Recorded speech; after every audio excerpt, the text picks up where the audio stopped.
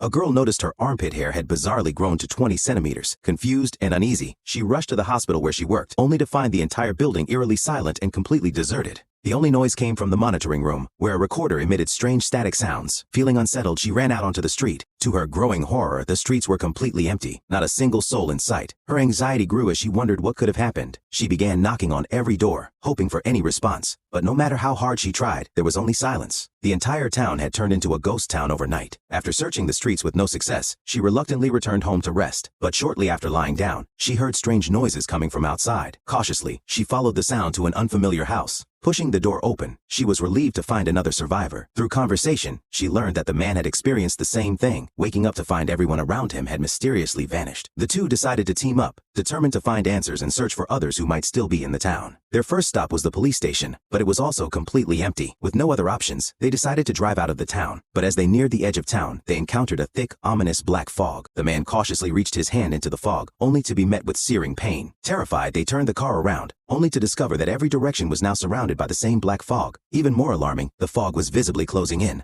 The man quickly grabbed a ruler and a stopwatch, calculating the fog's movement speed. They concluded that in 3 days, the ominous fog would completely engulf the entire town.